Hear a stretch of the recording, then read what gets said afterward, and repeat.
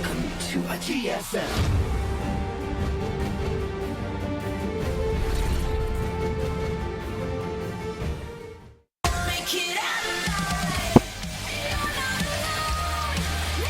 What's up, guys? Welcome to the GSL Pro Day. Another day with Tasteless and Artosis. Your Dan, daily dose of TNA. How are you doing today, man?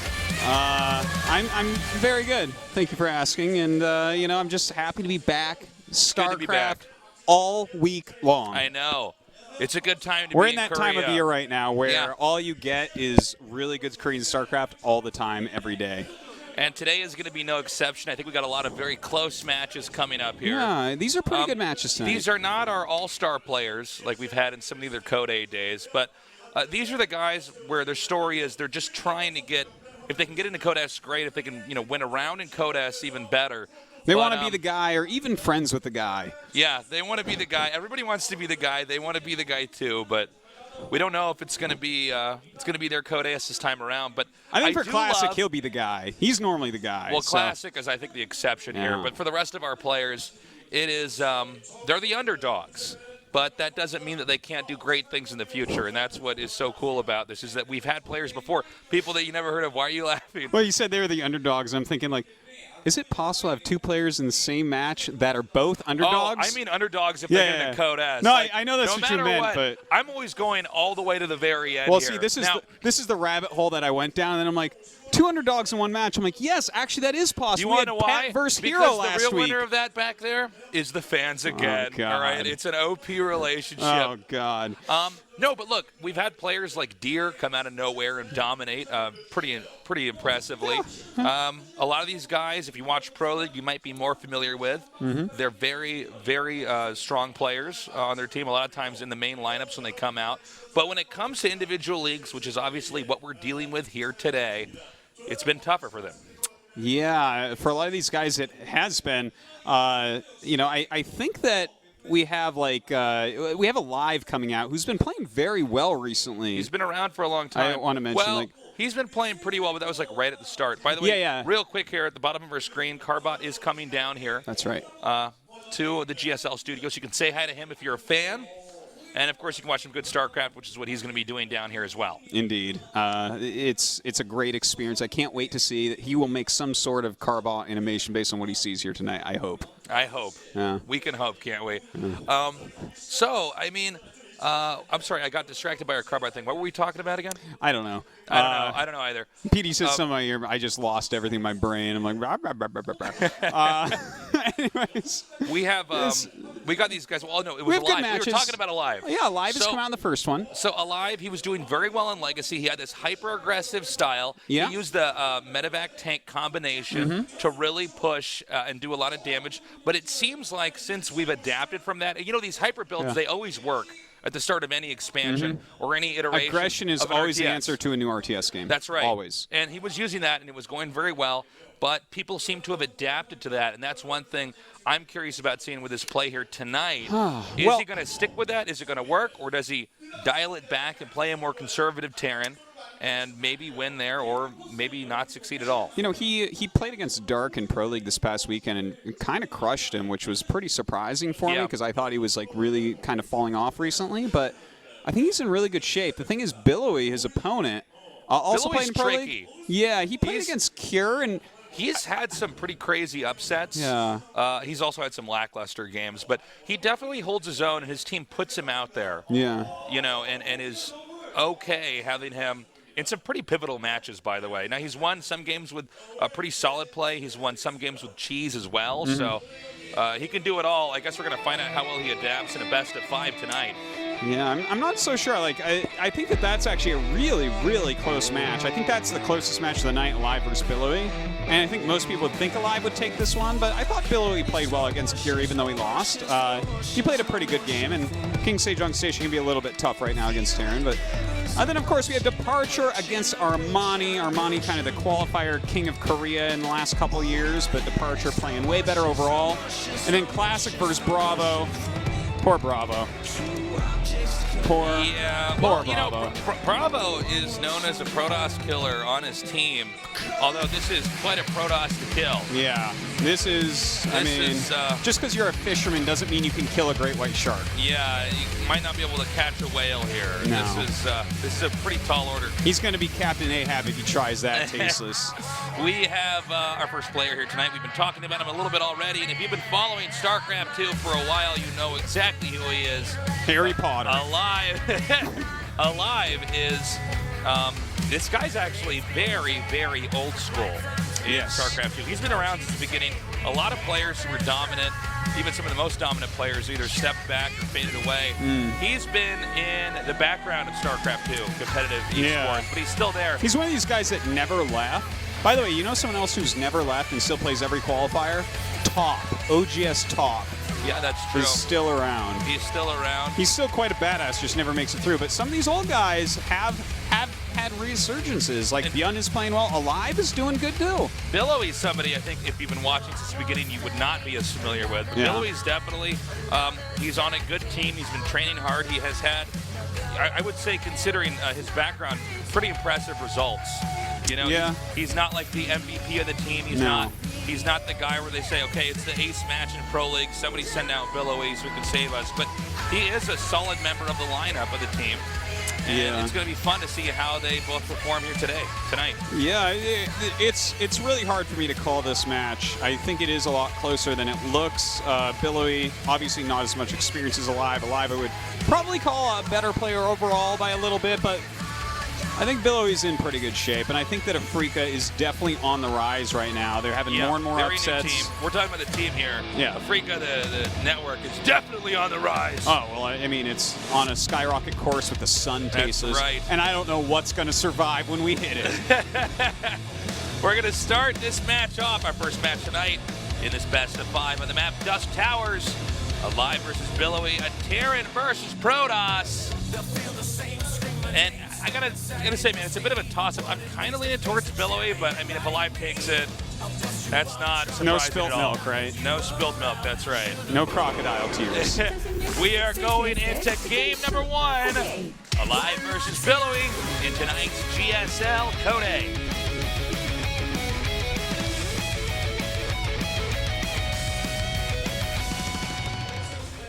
In the bottom left in the blue, our Terran player. He is AfreecaTV Alive.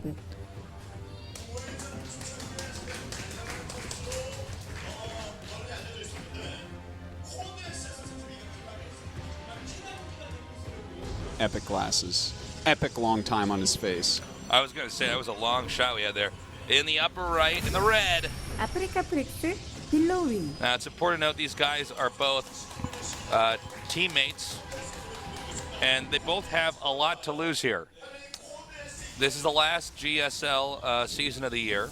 We're starting in Code A, working our way up to Code S. Thanks for coming down, guys. Welcome to the studio. I think they're sharing a headset. I love that. Yeah. That's some bromance right there. Indeed. Now, like I was saying, these guys are both teammates, so that sucks they have to fight against each other. But they both have a lot to lose because this is the last season of the GSL. And so, it's true. You know, after this, that's kind of the end of your individual league, assuming you're knocked out. Yeah, unless you're getting into SSL, it's going to be possibly a long run of not being there. And I think that for Billowy, this obviously means a whole hell of a lot because Alive actually has tournament wins, high finishes, lots of Code S's. Did we ever cast Billowy in a GSL? I don't. Yes. Did we? We did cast him. I think it might have been a Code A match way back, right when this goes to show you it was how much right when Heart of the we Storm. have casted, man. It's right when Heart of the Storm came out. He did the sickest thing with Mothership Core on the huge map, like not Terminus Reba, another like this stupid station, way station. He proxied a Nexus somewhere on this map that was too big to ever scout that, and then recalled his army to it and killed his opponent. It was so sick. I don't think I casted that day. I don't know, maybe. I don't think I did. I just remember it very specifically because it was like that sounds like something I never forget. So that must have been that was a sick game. That's crazy. I was like, whoa, the Mothership Core, the greatest new unit. Oh, how right I was. Well, going into this game, we got a proxied Stargate. It looks like he will probably be making an Oracle. Right after that, there it is now being produced. And we actually have, in this case, Alive going for some pretty heavy econ play, and this may be a bit of a problem when this Adept and Oracle come in here and start doing some damage to Mothership Core as well, and he's actually going to do Pylon Rush. This is very much like the Billowy we've casted, especially over a Pro League. And he's kind of lucky that he did it against this build specifically. When you're going like just Marines and you're going triple command center, this Oracle, you can't kill it. It will not die. Yeah. If it dies, Billowy should not go to Code S. Now, he might actually try to get the Adept and the Mothership Core to do some damage to these Marines so that the Oracle can come in and actually start to pick a fight. Well, he's going to go ahead and fly in with this Oracle, doing a lot of damage already. Some good micro from nice Alive. Fighting from Alive. Yeah. There's actually a second Oracle coming up here, but I don't know, man.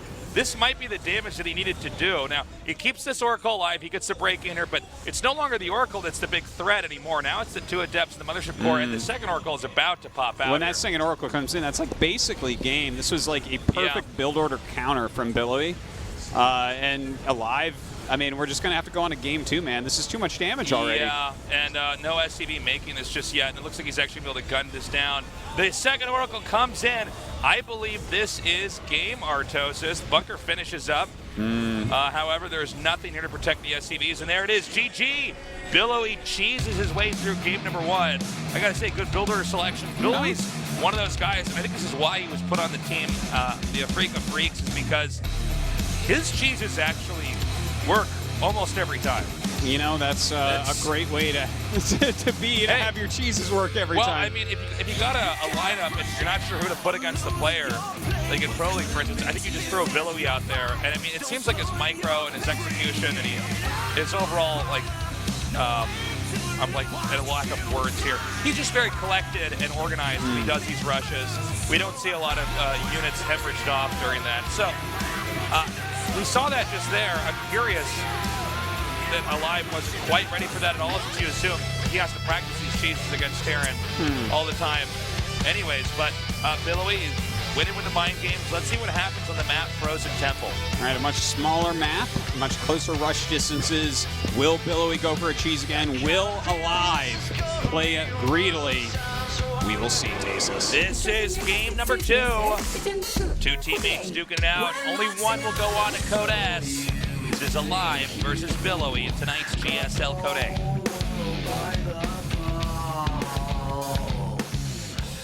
In the upper left, in the blue, our Terran player. He is 아프리카프릭스 얼라이브.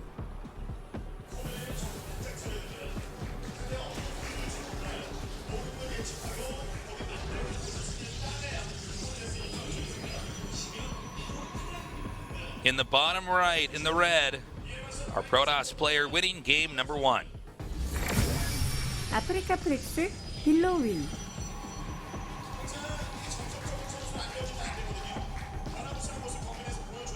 Would be so big for him to get into Code S. Obviously, Alive wants to, continue his already quite successful career forward and get into another Code S here. But yeah, he's been in a lot in his history. He won an IPL. Like, this guy is and has been a very top end Terran player in the past, and obviously wants to achieve those great heights once again. Well, he's one of these Terran players that, because he's been around, from Wisconsin. Wow. Oh, we love you too. I was actually just in Wisconsin. Was it like last year?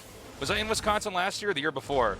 You sound like a crazy person, right? No, I remember it was when we got done with the first time we did the ESPN broadcast. Yeah, you went to visit friends in Wisconsin. I had some buddies. Right? Well, they had come and visit me twice in Korea, so I was like, okay, you guys come all the way out here. I'll go visit you.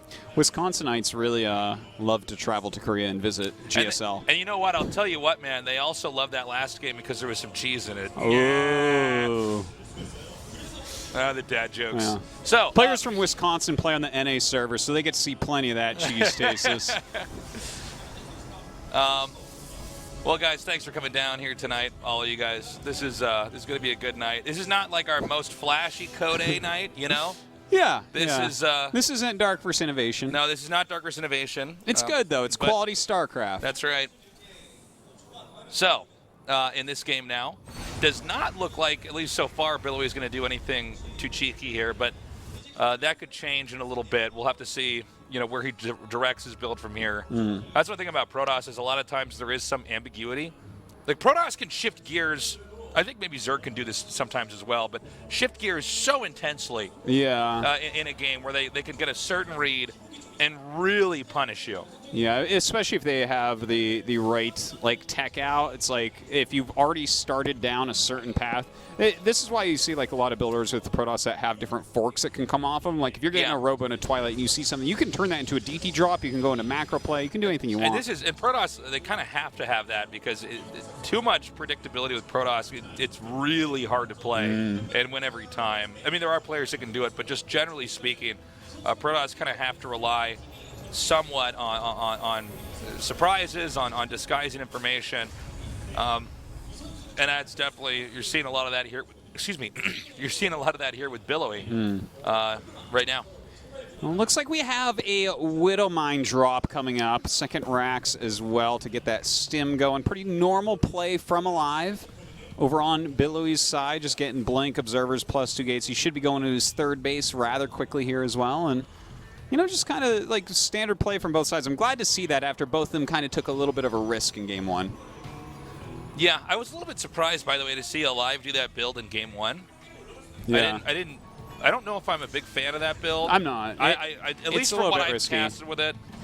If they choose a build like what Billowy did, you just die. Yeah, I don't TVP as much anymore, but whenever I see that build and we cast it, I'm like, I don't know. It's like, it's something that if they don't do that build, if they play normal, and the thing is, like, the build Billowy's doing right now, this represents, like, probably 90% of professional PvT right now opens with this build. Yeah. This is what you have to practice this. Guy in the chat at home watching, write this build order down that Billowy's doing. He's doing it fantastically. It's a great build. This is macro play. And if he had done that, Live would have been fine. Whoa. I wish Terrence would give me that respect. I know. God, he would have dropped there and killed all my probes. He actually flew in and just backed out. And that was basically a naked main base. So there was just the mothership core. And he's like, well, no, like, obviously no. he'll hit it. The thing is, nothing moved, nothing happened at all. Like, I tell you, I swear to God, I wish someone would see my mothership core flown there, not drop under it, kill it, and have the splash kill on my probes. Well, the funny one thing time. The funny thing about it is that I actually appreciate why Alive did it, because he's not just going to throw units in here and hope this works, but it's kind of funny when you see it like that and you think, well, that you could have done actually a good amount of damage here. Well, Billowy is very quick that time. Only loses 2 probes. So far the Widowmine drop not doing too much. Doesn't have to do too much anyways, just to make that clear. Like, obviously you want to get some probe skill, but, you know, this is just kind of a very flexible build. You're looking for some damage. Ooh, look at that. Billowy is very fast. Yeah, he's quite on top of it. He sees it coming. There's a Liberator headed over here to the bottom right, it looks like. I believe that Widowmine ran away. Am I correct on that? I think it might still be sitting there. Well, I guess we'll never find out. We'll never, ever know. We'll never know. The screen is too far away for us to see the blue dot, guys. You go ahead and be like, well, obviously it was there. Couldn't you see that? It was like, no, I can't see it. I need binoculars to see that. You need a telescope or something. Hubble space telescope to actually see that. Turn it around. That 1 pixel, yeah. Turn Voyager 1 around. I need to see if he has that Widowmine there. Well, we had this Liberator that didn't really do anything. Kind of an odd... I don't know if that's a misplay or what he's got planned with that, because that was close to where that observer spotted the Widowmine. So you kind of got to assume after that Widowmine is killed off, or if it ran away, the observer would go somewhere, and that's actually a great place to put it. So that's over there in vision range. Well, right now he's moving out, so this is probably timed out together, where he's going to pressure the front and fly a Liberator in, or vice versa. You know, have one cover for the other. And Protoss, you know, if they don't split their army right, they can just die to moves like this. Very true. We got a lot. But Terran knows exactly how to split their army. They're like, okay, the Liberator goes over here and everything else over here, and the Protoss is like, let's see. Looks like he's going to back up. Would not want to be force field and cut off on that ramp. I guess we had a little bit of that anyways here. Oh, the Liberator comes down, but these Stalkers are in a perfect position. And Billowy, I mean, just really kind of everywhere in this game. He's very on top of his play here. Yeah, he looks really solid. He's lost like 5 probes total. And, you know, it's a Widowmine drop into pressure with Liberator coming over. This is really solid play from Billowy. He's in good shape right now. And, you know, therefore we should be seeing a 4th base coming up rather quickly. And there you go. There's that 4th Nexus. Yeah. Well, I got to say, Billowy's done a really good job so far here. Uh-oh. Billowy does lose the Warp Prism. That's unfortunate. Yeah, that's rough. After we spent that whole time complimenting him, he did end up losing that, but I don't think that's really the end of the world there compared to some of the losses that Alive suffered here. Alive is macroing pretty well, though. They're both at 64 workers, but Alive with a little bit of a lead despite hemorrhaging some units here and there. Yeah, this is, you know, everything is actually kind of fine. If Alive stays somewhat turtled up right now, I think he's going to be pretty good because this is just the very gateway-heavy style coming out of Billowy. He's getting his charge and his storm. He's just adding gateways, some immortals mixed in, of course, with this 4th base. It's going to be hard for Alive to kill him. He's either going to have to, like, really multitask like a hero against Billowy or kind of turtle up and get to a higher supply. I think they both are going to, well, I said they're both going to turtle up, but now I see Alive pushing out here. And I guess this isn't a horrible idea considering that there's an extra base down here. Thing is, he needs to split his army up. If he tries to fight heads up, I feel like Billowy needs to kind of make a mistake. He's really kind of got everything he needs right now, even the immortals mixed in. So his army is very strong at these types of supplies. Okay, well, they both poked forward here. Ooh, that's looks nice. like Alive coming in here now. Now, that is going to work pretty nicely back there. He's going to gun down those units and then be able to attack these probes anyways. Mothership should be able to clean up the rest of this now. But you can see Alive trying to keep Billowy kind of pinned to his side of the map. But so far, Billowy can actually move pretty freely. I'm assuming the next push is going to be coming here from Alive. You can see Alive's macro has really ramped up. He's got actually a pretty complex and intimidating army. And Billowy's going to have to be pretty careful in the next engagement coming up here. Yeah, if he engages like under Liberators or something, this won't go well, but he's got his charge. He's about to have another attack upgrade finish. He's got that Size Storm. He's got Glaive's Blink. He's got a lot of things going for him. It's just when this gets sieged up, he can't beat it. You've got to kind of outmaneuver it. That Adept does see it coming, so he should be getting into position. Okay, already setting up. This is good play from Alive. Yeah, this is a very good positioning.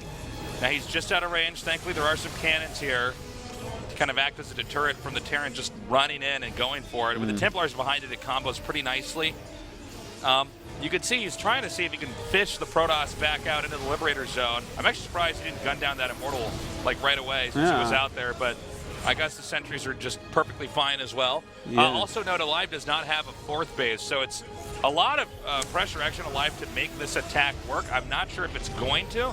He has no ghosts at all, right? He's making the Ghost Academy right now. Oh, okay. It should be finishing just about now. So, and that's actually a really good point because if we don't see Tempest or Colossus or Disruptor come out of Billowy, his army is going to become impotent very, very quickly when Ghosts hit the siege. Well, that's like the most value size storm of all time. Play of the day. Wow. All right, Jeez. so he's going to come in here now. that seemed impulsive. Yeah. Now, this is why you don't want to let it siege up. Look at this tough position. He can't engage into that with this type of tech, but he is starting Tempest. So if he can hold on to this, get some Tempest out, he can still do okay, but, oh, he's going to attack around the Liberators. This is not generally a very good idea. I just don't think this was necessary, like, at all. You can't attack under Liberators. It can't be done. And if it can, you can kill them another way, so don't do it. Yeah, well said, actually. It's I like that second part of what you just said. Yeah, you can kill them another way. Like, if that's working, then you probably were already ahead. Yeah, like, so I've seen so many people throw games attacking under liberation zones. It's better to lose a base and lose your entire army and thus the game. So, like, he cannot attack under there. Like I was saying, he needed to engage this out in front. Liberators are like lurkers or siege tanks or whatever you want to talk about. They have to get sieged up, and you have to slow them down from doing so. Look at this push. Alive is playing fantastically. All right, finally we have a Tempest out here, but it might be too late, Tasteless. Yeah, he's at the point in time where he can actually start to threaten the probes. The one Tempest is here. That was an odd blink back. However, the Liberation Zones are already set up, and there's enough damage that can be done to the Nexus while Protoss tries to organize an attack. The Nexus just goes down. Billowy counter-responding by expanding to the center right, but the attack pushes forward here. Got to be careful about those Liberation Zones here. Once again, Blinks the Stalkers aside, he's trying to pick off some Liberators. It's not really working with the Stalkers. Marauders were pulled to actually fight against them. Yeah, so, the Stalkers were actually targeting the Marauders, so after it's all said and done, it looks like Terran should just end up winning this game. There's going to be way too much that can push underneath this. Billowy, you know, he has that strong early game, but in the end, he was a little bit sloppy, not quite as good with big armies. He's going to tap out GG. It's now tied up 1-1. And we're going to go on to game number 3. Dude, it was like very good opening by Billowy. He nailed the build order. He had everything he needed. He even saw that army incoming. But when you're playing the gateway style, you can't sit defensively back near your nexuses because you cannot engage in the liberation zones. If you have something like Colossi, you can push a Terran off that. Okay, but he went for the gateway style with Psystorm. He needed to fight that all the way across the map, and he just did not do that there. Well, let's see what happens in game number 3. Billowy did not seem to have, like, he couldn't get the full picture that he wanted there in the end. You know what I'm saying? Billowy just like, he was doing fine, but he didn't have the tech to answer the exactly. It was too late. Frankly, he didn't have the patience to deal with the push. I mean, you were totally right. Like, you just don't blink. First of all, you have Storm. Terran, you know, you don't even necessarily know when you're in range of the Storm unless you spot it perfectly. So, I mean, there was a lot of trouble for Terran there. Let's see if Billy can do a better job here in game number 3.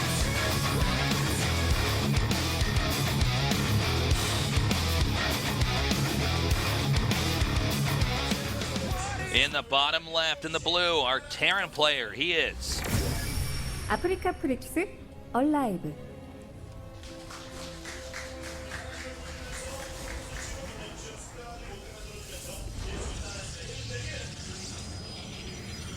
And in the upper right, in the red, his teammate. AfreecaTV Billowy. This has got to be an interesting moment in Billowy's career when you think about it, because Billowy has not had the tournament presence historically that Alive has. No. And by the way, few players have actually had as much presence in tournaments. So it's got to be, we know them. Why don't they have earphones in? Like what? How, they can't hear our great commentary. What?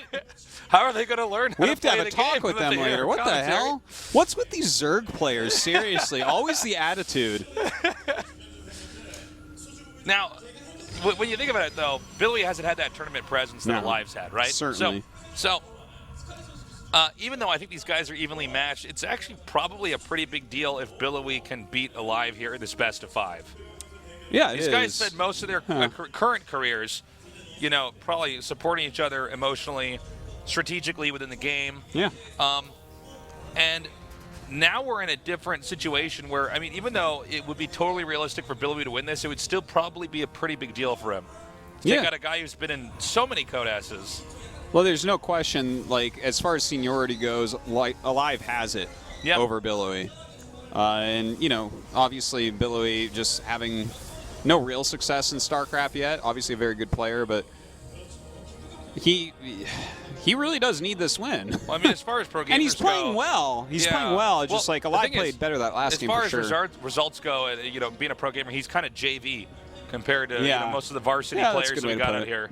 Like, but he's not. If I could sound like a bro jock nerd just for a second with that, that's kind of where he's at. If I spent a week trying to make a top 32 list, I very strongly doubt he would be on it. Like for World, he's not actually a top 32 I think he might player. Be floating at the bottom of you know, top 40 or something. Maybe something like that. Top. He's a strong player. He's a pro league-ish caliber player, but I don't know. He's got to do just a little bit better than he did in that last game. Because he did well in that last game. It's just like if you're gonna play that gateway style, you can't let them walk up to your Nexus and siege because that is game over.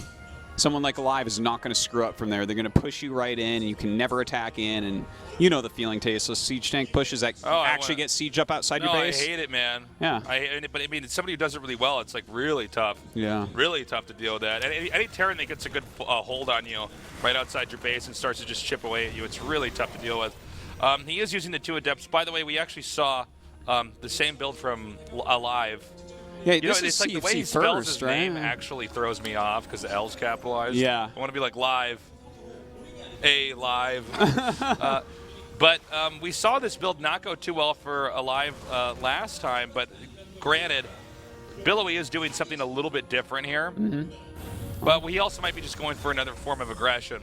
Yeah, So he's doing a big adept Yeah. all in. It looks like It right. looks like it Like with a the 5 glaze gateway. yeah. So let's see how Alive does with this otherwise. I would assume this should be more manageable than the other rush. The other rush that Billowy did in Game 1 was actually pretty scary, man. Oh yeah, with the type of build that Alive did, he just didn't have a chance. Like maybe if the Stargate was in Billowy's base or I almost something. wondered but- when we saw those 3 Adepts go in there. Uh-oh, there's no pylon here, Atosis.